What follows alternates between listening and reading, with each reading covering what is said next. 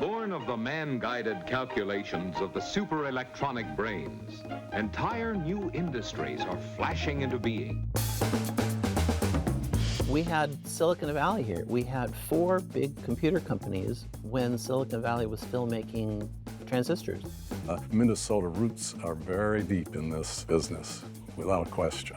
We are an innovative state. When you look back at the history, I think we're really bad at telling our story. Nobody knows about it unless somebody asks. It's a story that Minnesotans can be proud of. For us to recognize those people who did that work. You could raise your IQ just by breathing the same air as many of these people. One of the top computer designers of all time. I came to work early every day, mostly because I couldn't wait to see what was going to happen next. Technology is one of those tools that can allow us to solve problems at scale. That set of skills and people and networks is just as vital for Minnesota's high-tech future as it's been for its high-tech past. How's that for a tagline? That's great.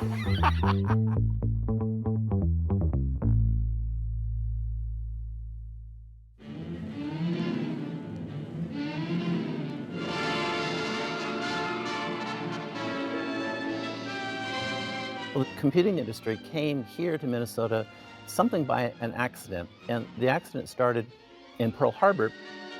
December 7th, 1941, a date which will live in infamy. When there was a failure of code reading and code breaking that led to the famous catastrophe in Pearl Harbor. As a response to that, both the Navy and the Army ended up making their own code breaking units. And there was a very important effort that was done in Dayton, Ohio by the National Cash Register Company. They built machines essentially that were models of the German and Japanese code machines. That effort was also transferred to Washington, where people that were involved with the Minnesota industry, including Bill Norris, were involved with something called CSAW, C-S-A-W, Communications Supplementary Activity Washington. It has a Navy code name. But that was a very important code-breaking enterprise. Now, at the end of the war, nobody wanted to touch code breaking. It was a super secret activity. It was one of the most secret activities that the U.S. had, the atomic bomb. It was right up in that alley. So what they ended up doing was looking around for some industrial firm to take this up. National Cash Register in Dayton, Ohio didn't want to do this. IBM didn't want it. Eastman Kodak didn't want it. And so the Navy was stuck with the need for taking this group of people. There were about 3,000 people that worked in Washington, in Nebraska Avenue. Later, the Department of Homeland Security was there.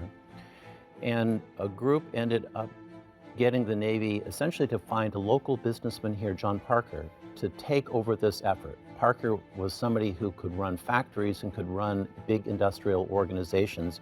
He was well plugged into the Washington political scene, which was important, but also well plugged into the financial scene here. And he didn't know anything about code breaking, didn't know anything about computing. It was all top secret, but out of a sense of patriotism, he would do that. During the war, he'd run a factory for making wooden gliders, and that's the same factory that exists today. It had been Northwest Aeronautical during World War II, building gliders. And of course, the minute the war ended, they shut that all down. They had the facility here. The man that ran the company, John Parker, and owned the company, was looking for something to put in here.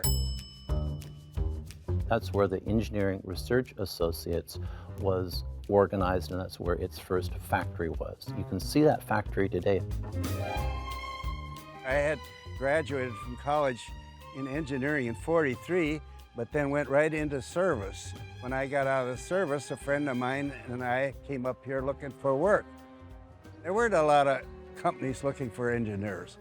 Somebody said, well, go over to the state employment office. They might have some leads. And they said, well, the only thing we have is there's a new company in St. Paul over in the Midway that's only 6 months old. They're hiring engineers and they're doing government work, and they won't tell anybody what they're doing. We both went to work for them. I stayed with them for 30 years. There were windows overhead that some of them were broken or open, and the birds would get in, and you'd come in the morning and you'd find a fresh deposit on your desk, so you didn't leave any important papers or anything out at night.